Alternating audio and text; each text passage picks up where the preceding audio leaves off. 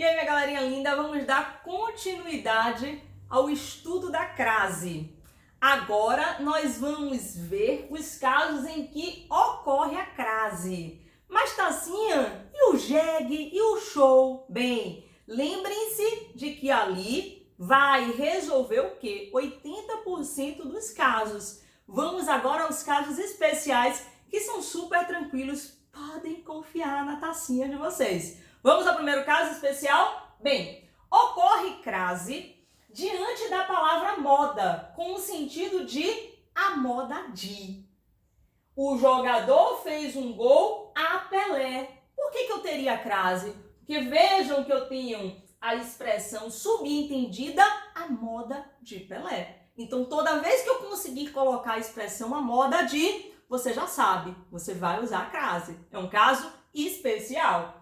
Usava sapatos a Luís XV. Usava sapatos a moda Luís XV. E ainda, o menino resolveu vestir-se a Fidel Castro. A moda Fidel Castro. Tacinha, mas como é que eu vou lembrar? Lembra assim, ó, crase tá na moda. Então toda vez que você colocar a moda de, vai ter crase, porque crase está na moda. Anota aí em suas observações. Bem, segundo caso, na indicação de horas. Então, toda vez que você indicar as horas, você também vai utilizar a crase. Acordei às 7 horas da manhã. Então, você vai utilizar a crase, beleza? Elas chegaram às 10 horas ou ainda foram dormir à meia-noite. Ele saiu às 2 horas. Gente, tá lá enviando um WhatsApp, né? Que horas é a aula de Tacinha?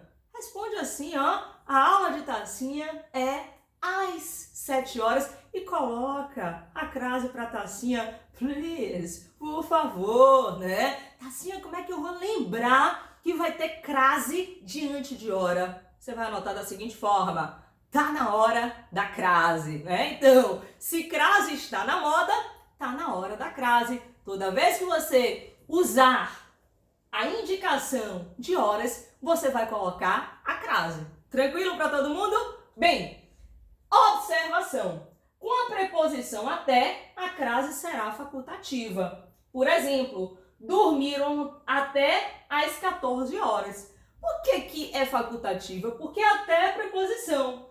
E o as é a preposição a mais o artigo a, nesse caso o artigo as. Então você tem duas preposições juntas. O que a gramática diz? Torna-se facultativo. Ok? Tranquilo para todo mundo?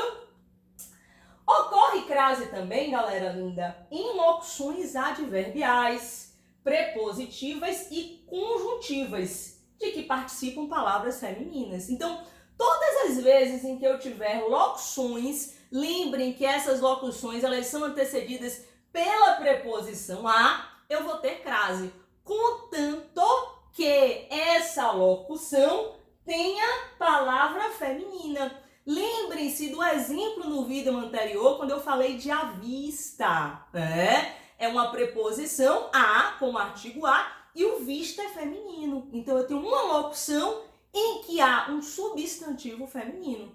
Toda vez que eu tiver locução com substantivo feminino, eu também vou usar crase. Então, quando eu digo à tarde, à noite, fique à vontade, às avessas, vire à esquerda, à direita, à luz do pensamento de Guimarães Rosa, quando você utiliza lá na sua redação, a semelhança de, às pressas, saiu às escondidas, eu estou à procura de, à exceção de, às vezes, às ordens, então estou às ordens, à frente ou à beira de. Todas as locuções que tiverem a preposição a e substantivo feminino, você vai utilizar crase, certo, gente? Então, vejam que aquela regrinha do jegue e do show resolve 80%. Esse aqui é um caso especial, mas super tranquilo de você o quê? De você utilizar. Viu que é uma locução? Vou repetir. E tem palavra feminina, à noite, à tarde, você vai lá e coloca a crase. Viu que é uma locução e tem palavra masculina? A prazo, por exemplo, como nós vimos anteriormente, você não vai colocar crase. Por quê? Porque prazo está no masculino. Tranquilo para todo mundo? Ocorre crase, galerinha, diante de nomes de lugar. Mas presta atenção como é que isso vai ocorrer. Bem, quando eu digo vou à França, se quando você vem da França, vai ocorrer crase. Retornarei à Itália. Você fala vim de Itália ou vim da Itália? Vim da Itália, certo? Então, crase também. Agora, vou a Porto Alegre ou cheguei a Pernambuco. Você não fala vim do Porto Alegre, vim do Pernambuco. Você fala vim de. Então, muito simples, né? Uma musiquinha para vocês. Presta atenção, deixa eu ver se eu lembro dessa musiquinha. Vamos lá. Quem vai à volta da crasear? Quem vai à volta de crase não tem aqui. Muito obrigada, né? Beleza? Aprenderam? Tranquilo para todo mundo?